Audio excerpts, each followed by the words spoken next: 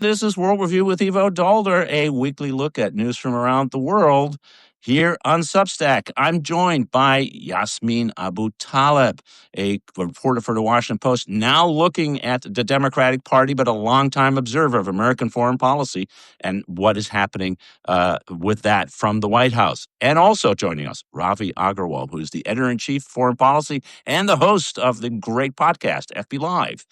Ravi, Yasmin, great to see you both. Thanks so much for joining the show. Ravi, let's start with you. COP30 is underway in Brazil. The United States is not represented, even though it is a large contributor to climate change. In fact, the largest contributor to climate to global warming in modern history. The negotiations are still going on, so we don't really can tell where that is going to end. But give us sort of a status update on the talk about what's happening on climate and sort of how it's playing geopolitically. The fact that the United States is not there, was no leaders were there in the leader meeting. In fact, the Chinese weren't there at the leaders meeting. How is climate playing in the geopolitical world? It's such a great question, Ivo. So, for those of your viewers who've been to one of these conferences, it's like a giant trade show. In many tens of thousands of people come from around the world. Makes you really question the emissions that are, let out as these delegates come in, and many people are essentially selling goods related to the energy world. It's a very interesting place to be at. I didn't go this year, but looking from afar, it is very clear that the bigger trends are that this year, in the energy and climate space, the United States has been very clear that it wants to drill, baby, drill. And the big story of the year, really beyond that, is China's growth in clean energy, but also electric vehicles, solar panels, wind turbines, and how it's exporting that around the world. You know, at the climate summit right now, it's very telling that a country like Brazil, which has been pummeled by the United States on tariffs, as Trump has a more muscular Latin America policy, especially, Brazil kind of made a point of having the official car, the official vehicles of the summit for delegates be Chinese EV vehicles. It's a clear sign as any that Brazil wants to show the world that it is getting closer to China, that it's hedging its bets geopolitically, that it believes in clean energy, that it wants to bring China in to manufacture electric cars in Brazil, and that it wants to take a leadership role in climate globally, whether or not the United States is there. And so, in the lead up to this conference, while much of the news has been about how the United States and Saudi Arabia, for example, scuppered a deal for a carbon tax on global shipping, and that could be seen as a downer leading into the summit. What Brazil has really focused on is trying to do smaller deals with a smaller group of countries. So instead of grand multilateralism with 190 plus countries, think of it as minilateralism with groups of 10, 15, 20 countries that can agree on smaller things. For example, you're fighting against deforestation or carbon capture. So that's an interesting trend line to keep an eye on. But I want to come back to the China thing very quickly because the numbers on this are truly mind-boggling. So to give you an example, in the month of May alone, China produced more new clean energy from solar than the country of Poland produces from all sources annually. Just digest that for a second. I'll give you another example.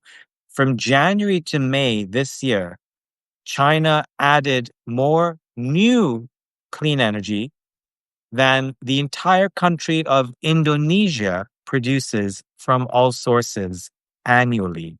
Indonesia, country of more than 240, 250 million.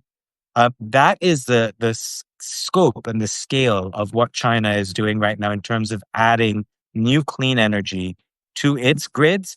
But also, the reason why this is more important than just a China story is that it is exporting that around the world. So you look at Pakistan which has had rolling blackouts now for as long as I can remember. Farmers there are able to import cheap Chinese solar panels to irrigate their fields. For example, you look at Nepal, Indonesia, countries across the global south. I think one of the big undertold stories of 2025 is how countries around the world are importing Chinese solar panels, grid technology, and of course, electric vehicles, in part because of Chinese oversupply, but also because it is cheap, it is clean, it allows them to leapfrog areas that they hadn't developed as much in. So in Nepal, for example, right now, it is cheaper to buy an electric vehicle than an internal combustion car. If you are middle to lower middle class in Nepal, this could be your ticket to advancement at a lower cost while not emitting. I mean, that's a very interesting trend line. And just to finish this thought, Ivo, the trade-off here is important because there are all these concerns that along with Chinese tech could come surveillance. And this very well may be true. I mean, you could have the leader of Nepal sitting in a Chinese EV and the possibility of surveillance. I mean, that we know that this is a very real and live fear. The fact that countries around the world are doing it all the same is very telling because this is a trade-off they are aware of. It is still worth it to them to invest very heavily in as America goes the other direction. It's just Ravi, is fascinating how you put it. And this trend is, I think it's been underreported. I think COP has allowed the reporting to come out. A number of newspapers, of course, the climate world has focused on this, but in the geopolitical sense, people haven't. I think Yasmin, the other interesting thing is the United States.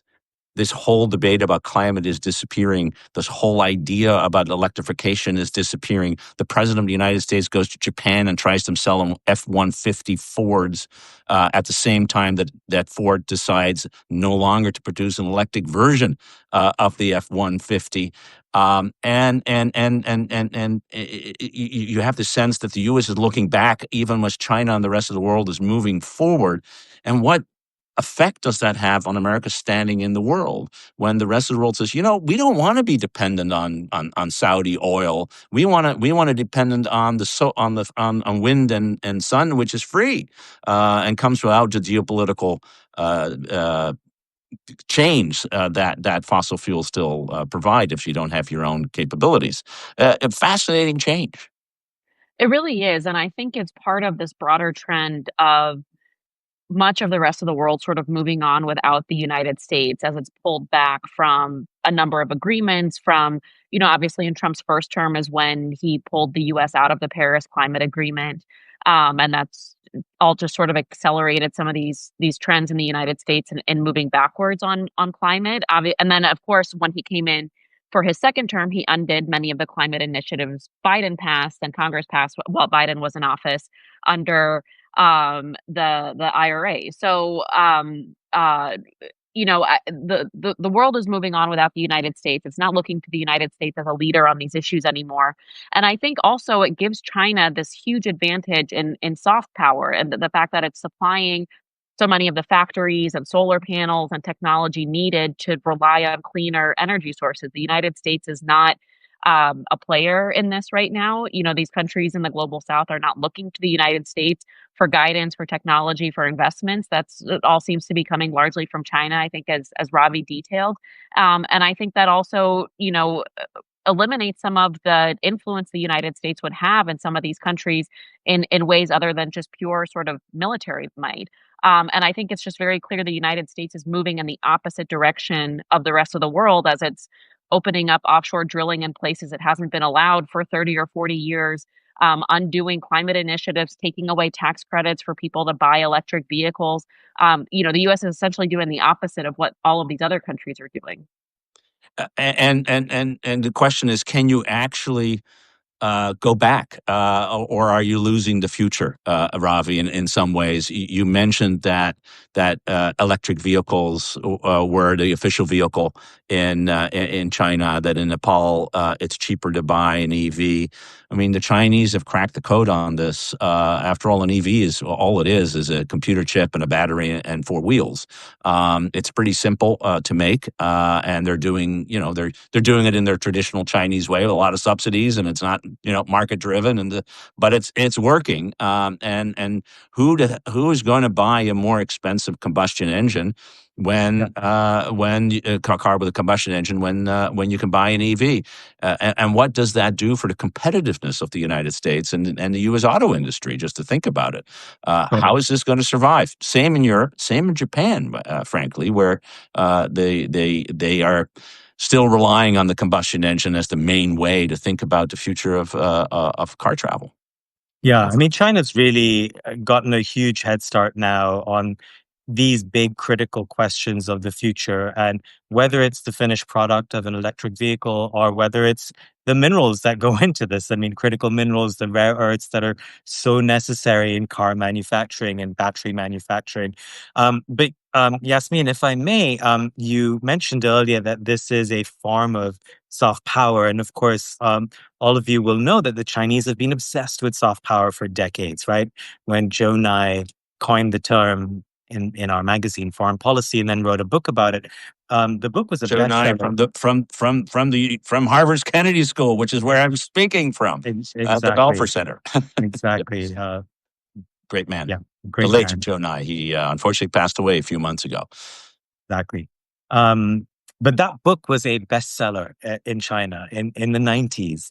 And they've long been obsessed with the idea of soft power and appealing to countries around the world. I don't think they've cracked the code on that. And, if they have this year, they've done it without intending to. And the answer there is Labubus, these very sort of ugly, cute dolls that have gone viral in China. But of course, they didn't plan that. That was something that happened in the private sector and by the by, and it was Scandinavian inspired and created by a Hong Kong designer. But the point I was trying to make here is that, look, this is still a massive distortion. It is very much the Chinese model of mass industrial policy to produce so much that you transform a market, not just domestically, but globally. And look, they have a lot of oversupply now of EVs in China. They need to figure out what to do with that. There are countries around the world that, to some degree are happy to take some EVs, but they also don't want to give up manufacturing. So Brazil, for example, launched tariffs on Chinese EVs and forced them to set up a BYD manufacturing plant in Brazil. And so it's not a clean transition in the sense that countries recognize that the United States is giving up leadership here. I think the US is losing soft power. I don't think China is necessarily gaining that much soft power. Countries are very clear-eyed about what China is getting out of this. They're happy to take what they can get, but they understand that the global market is still very distorted. China still produces too much and doesn't consume enough. And that's a fact of reality in geopolitics today. It is a global market distortion that needs to be addressed. Yeah, I think that's right, and let's not forget that, of course, the expansion of dirty energy inside China is still faster than anywhere else, including the massive building of coal fired plants, which maybe the president of the United States would like to do. That's not going to happen because it's not economic, but in China, it's still economic. I'll just add one data point there, Ivo, very quickly. China is still building coal plants. Its utilization of coal plants is at 50%. It could drop more. And there is some evidence to suggest now that Chinese emissions are actually declining. They may have declined by about 1% year to date. The data on this is a little bit fuzzy. There are other sources that argue with it. But the trend line, I think, is quite optimistic on that front. Yeah, no, I think that is the case. The larger point, I think, is that there's a power competition going on here, whether it's soft or hard or something in between. That, frankly, the United States seems to be losing, mainly because it's not playing in the realm where it matters. And Yasmin, maybe that's a good way to transition to our next topic. because the president of the United States was elected and ran on the need to rebuild America, to make America great again, in his phrase, because it was great, and then Biden came in, and now it was terrible, and now it needs to be great again. And yet, one of the criticisms you find in the MAGA base, and despite the fact that the United States is not part of the multilateral system anymore, the president's spending an awful lot of time abroad, and meeting foreign leaders, traveling abroad, including during the shutdown when he went for 6 days, 7 days to Asia. He didn't go to multilateral meetings there, but he did have bilateral meetings with all kinds of people. How is this? Where is this criticism coming from?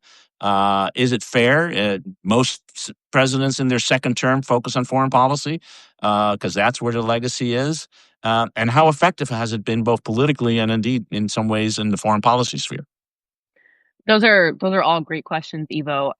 There has been a lot of criticism, and I think first and foremost because the president did so much of his travel during the government shutdown, when traditionally presidents do not leave Washington in the middle of a shutdown. I mean, we've seen most presidents over the past few administrations cancel trips or come home early if there was even a threat of a government shutdown or the debt ceiling not being raised. Biden canceled part of his foreign trip. In his term, I think he was in Australia, and he was then supposed to go to Papua New Guinea, but there was issues getting the debt ceiling raised with Republicans, so he canceled part of the trip and came home to resolve that issue. Obama canceled trips, during when the government was about to shut down or was threatening to shut down. And even in Trump's first term, he postponed or canceled trips during that shutdown. So that was part of what struck me as so unusual is he did so much foreign travel as this shutdown went on for, I think, 43 days was the final count. He of course first went to Israel and Egypt when the US helped broker the ceasefire in Gaza and took a big victory tour there and was touting the peace deal, even as all these major details were unresolved. And then he takes a second trip during the shutdown, this 6-day tour of Asia, as you mentioned, Ibu, where he's trying to strike all these different deals. And I think the other thing is the approach to his foreign policy has been so haphazard. There's no real guiding principle to what his aims are abroad. So you mentioned a lot of presidents focus on foreign policy in their second term. That's true, but I think they usually have, one or two big overarching goals that they're going to work on. Obviously, in Obama's second term, John Kerry was enormously committed to trying to have some sort of peace deal in Israel and Palestine, and obviously that didn't get anywhere. But he did. It was clear what the goal and what the mission was, and he made repeated trips and repeated efforts to try to accomplish that. Biden only served one term. He wanted to get out of Afghanistan. It was pretty clear what the policy was on Ukraine, then, of course, on Israel. But with Trump, up until the Nobel Peace Prizes were announced, it was very clear, and people wrote about it openly, that he was sort of almost throwing spaghetti at the wall, trying to strike some kind of deal that could get him the Nobel Peace Prize. And there's this really interesting dynamic happening now where foreign leaders trying to curry favor with Trump say that they have nominated him for the Nobel Peace Prize or that he should win the Nobel Peace Prize. You saw this during his Asia trip where leaders were clearly trying to appeal to his ego and say, and by the way, I really think you should win the Peace Prize and I'm going to nominate you for next year. So you get the sense that he's doing these things to have deals to announce. It's the same with deals on tariffs. He threatens tariffs. Then he walks them back. The whole meeting with China's Xi Jinping, it was to try to avoid this enormous tariff war, and that just went back and forth a million times over the last few months. Of he was going to impose these massive tariffs, then they came to a deal, then he imposes them again, then they pull back, and they land on something that's not quite as severe as what Trump initially threatened. But there really is no real guiding principle to what his aims are abroad, and I think you see it splintering his base for the very simple reason that they're wondering why he's spending so much time abroad when there's all these issues at home. And why are you going abroad when SNAP benefits are about to expire? Why are you going abroad when healthcare premiums are soaring? Why are you going abroad when hundreds of thousands of people are furloughed right now? Why aren't you here trying to come to a deal to reopen the government so everyone can get paid? So I think within the MAGA base, the split is really just, should the US be expending so much energy abroad? Should the US be spending so much money abroad, to help allies like Israel, like Ukraine? Shouldn't we be spending that money at home? And I think just the sheer amount of his foreign travel has brought all of those questions to the surface because I just found it so striking and unusual that he would do so much travel as a shutdown was happening. Yeah, I think that's a really good observation, and there's a question, I guess, Ravi, is uh, it's one thing to do travel if you get something out of it for the United States. There's quite another thing to do travel, and frankly, I mean, basically restoring the status quo ante, which is what happened with China. We are now, we're now negotiating deals to reduce prices, which have gone up because of the tariffs that we imposed in the first place. How do you see it? What is it? What is it that he's trying to do that is, trying to affect the interests of the United States? He's, after all, the president of the United States, as opposed to president without the United States. What is this about? How do we look at it? This is a difficult assignment, Ivo, but let me try.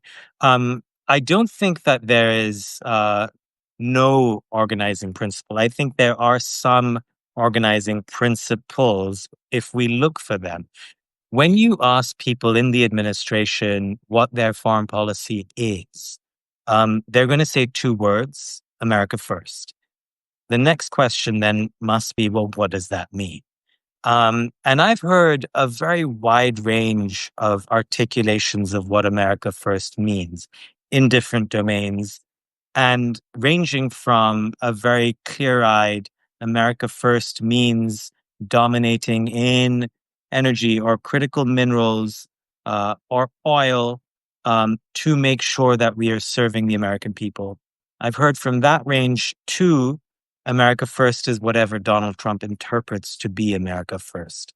So it's a very vague set of ideas, I think, that live under the tent that is the MAGA coalition. And therefore, it's very hard to understand exactly what they want. I will say, though, when I look at Trump in his second term, it is very clear to me that he likes being on TV. He likes attention. He likes the pomp and circumstance of geopolitics. And so there's a natural gravitation to state visits, to foreign travel, to receiving foreign leaders, to be seen to be acting or cosplaying a great global statesman. He does, I think, sometimes confuse stagecraft with statecraft. And I think that speaks to the critique that you were making, Yasmin. All of that said, I think at a deeper level, though, I can see that one of the organizing principles could be the race for critical minerals. One of the organizing principles could be drill, baby, drill, and how to make sure America gets the most out of that.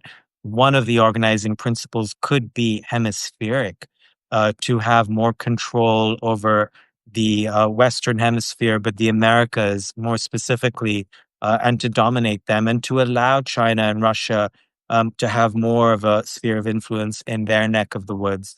All of these theories for how Trump might see the world, there are elements of truth to each of them. I mean, the idea of peace through strength, for example, which, Robert O'Brien or many other former and even current advisors of Trump speak about. When I hear them, I get some of it, and it's also clear that Trump has a desire for peacemaking.